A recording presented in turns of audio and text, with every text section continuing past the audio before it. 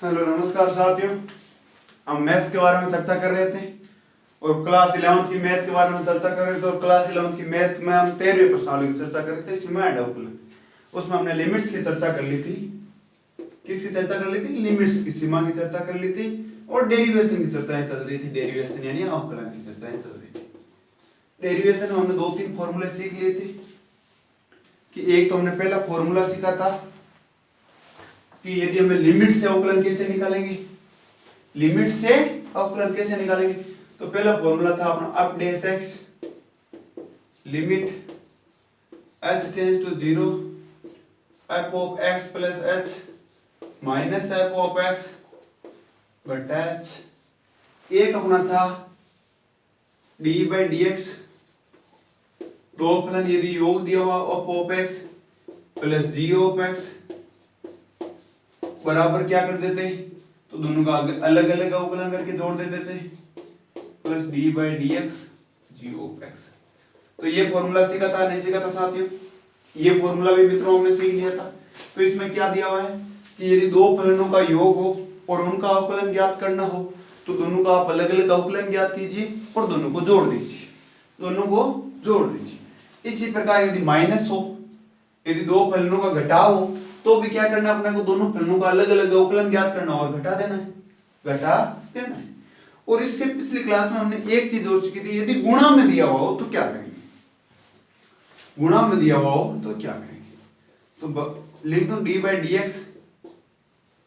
X f of x dot G of x.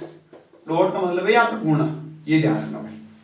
तो हमने क्या किया था, पहले को पीट लिया भाई, पहले को पीट लिया, पहले का अवकलन कर दिया, दूसरे वाले को छोड़ दिया, प्लस पहले को छोड़ दिया, दूसरे वाला भाग रहा था, दूसरे वाले का अवकलन कर दिया। यही तो किया था साथियों। तो इसको हमने किस तरीके से समझा था कि कोई दो व्यक्ति थे, वो आपसे लड़ने के लिए आए थे, वो आपसे लड़ने के लिए आए थे, तो आप थोड़े मजबूत थे, तो आपने क्या किया, पहले वाले की कलर पकड़ ली और पहले वाले को धड़ाधड़ पीटना शुरू कर दिया, मतलब पहले वाले का अवकलन कर दिया, दूसरे वाले को एक बार के लिए छोड़ दिया, दूसरे वाले को एक बार के लिए छोड़ दिया, क्योंकि आपको पहले वाले को एक को पीटना है, पहले वाले को पीट रहे, दूसरे वाले को छोड़ दिया। फिर क्या हुआ था कि दूसरे वाला भागने की कोशिश कर रहा था, तब हमने पहले वाले को छोड़ा और दूसरे वाले को पीटना शुरू कर दिया, मतलब दूसरे वाले का अवकलन कर दिया। ठीक। फिर हमने एक फॉर्मूला ये भी सीखा था कि D by d x x की पावर एन, तो अपने एन एक्स की पावर एन माइनस 1, ये फॉर्मूला था। इस फॉर्मूले के माध्यम से हमने ये भी सीखा था कि एक्स स्क्वायर का अवकलन भी निकाला था कल। ठीक है। अब हम एक फॉर्मूला और है उसको सीख लेते हैं, फिर हम एक दो क्वेश्चनों की चर्चा करेंगे। तो एक फॉर्मूला अपना वही बात, जोड़ वाला हो गया, बाकी वाला हो गया, गुणा वाला हो गया, तो भाग वाला क्यों ना हो जाए अभी। तो चलो भाग वाला कर लेते हैं, भाग वाला कर लेते हैं। तो ये डी बाई डी एक्स, ये दो फलन हो गए अपने एफ ऑफ एक्स और ये हो गया g of x, f of x और जी ऑफ एक्स। क्या करें साथियों, वही बात, पहले वाले का कर दो, दूसरे वाले को छोड़ दो। ठीक है। एक बार के लिए खाली छोड़ दो चिन्ह वाला, पहले वाले को छोड़ दो, दूसरे वाले का कर दो। भाई यदि गुणा था तो यहां पर प्लस था, भाग है तो ये भाग है, ये जो माइनस का चिन्ह बढ़ रहा है या नहीं बढ़ रहा भाई, इसको यदि सीधा लिखूं माइनस का चिन्ह है तो यहां पर माइनस लगा दो, क्या प्रॉब्लम। अब बट्टा में यहां पर भाग में क्या जीएक्स, तो भाई एक जीएक्स इसके नीचे का और एक जीएक्स इसके नीचे का, तो जीएक्स का स्क्वायर, जीएक्स का स्क्वायर।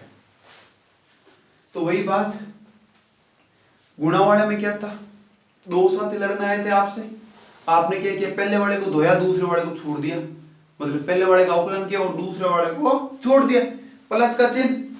फिर पहले वाला दूसरे वाला भागने लगा, तो दूसरे वाले को धोया और पहले वाले को छोड़ दिया। ठीक है। उसी प्रकार भाग में क्या होगा, पहले वाले को पकड़ो, धो, पहले वाले को पीटा, दूसरे वाले को छोड़ दिया। ठीक है। माइनस, क्योंकि भाग का चिन्ह है, माइनस की तरह होता है, तो माइनस पहले वाले को छोड़ो दूसरे वाले को दो, पहले वाले को छोड़ो दूसरे वाले को मारो, तो पहले वाले को छोड़ो दूसरे वाले को मारो, ठीक है। बट्टा नीचे ये gx था तो एक gx इसके नीचे का मान लो और एक gx इसके नीचे का मान लो, दोनों यदि gx से gx गुणा हुआ तो gx का स्क्वायर। तो ये क्वेश्चन ध्यान सीधा आपने, अब वही बात हम फॉर्मूला ये इतना बड़ा निकालेंगे ना तो बहुत ज्यादा टाइम लग जाएगा अपने, क्योंकि आपने कहीं नहीं देता कि आप इस फॉर्मूले को निकालिए पूरा सिस्टम से, अपने को याद करना है। तो यदि मैं आपको निकाल के बताऊंगा उससे तो अच्छा है कि ये सीधा याद हो जाएगा, उससे तो अच्छा सीधा याद हो जाएगा। तो अपने जो काम की बातें होती है, जो इंपॉर्टेंट बातें होती है ना वो, क्योंकि अपने को यहाँ पर कोई महारत तो हासिल करनी नहीं, इस फॉर्मूले से हम कोई ये तो है नहीं कुछ खाना कर देंगे गाँव में, या इस फॉर्मूले को हम सीख लेंगे तो गाँव में तूफान आ जाएगा या गाँव में भूकंप आ जाएगा, वो तो आने वाला है नहीं। तो इसलिए अपने को तो फॉर्मूला याद रखना है कि ना एग्जाम में पूछा जाता तो नहीं पूछा जाता तो क्यों रटे हैं अपने। यदि इस फॉर्मूले से काम चल रहा है, यदि अपने को एक लाइन से काम चल रहा है तो हम क्यों 4-5 पेज क्यों पढ़े बताओ, क्यों पढ़े। तो इसलिए अपने को ये इस एक लाइन से काम चल जाएगा, इसलिए 4-5 पेज पढ़ने की कोई जरूरत है नहीं। अब हमारा था एग्जाम्पल नंबर 13, एग्जाम्पल नंबर 13 को करना जरूरी है। तो एग्जाम्पल 13 था एक, मेरे को याद है जहां तक,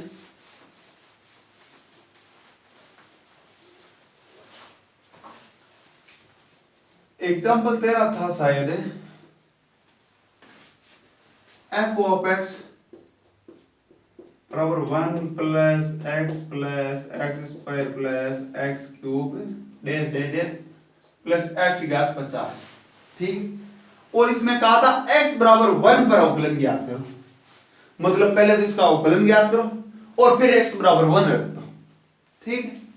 तो हम क्या करेंगे f डैश x करेंगे, ठीक।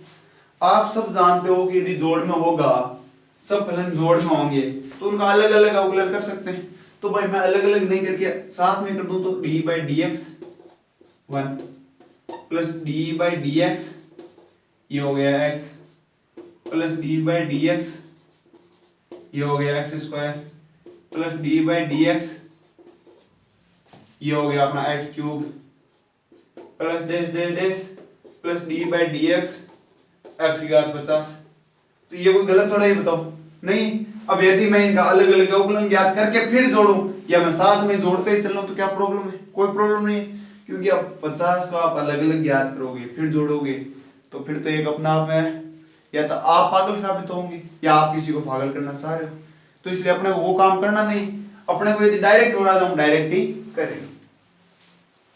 ये चीज सीखा था कि अपने कांस्टेंट होता है, कोई शब्द कांस्टेंट होता है, नियतांक होता है, जैसे 1 2 3 4 5 6 7 हो गया या a b c कुछ दिया हुआ हो तो उनका अवकलन कैसे ज्ञात करते हैं, तो उनका अवकलन 0 होता है।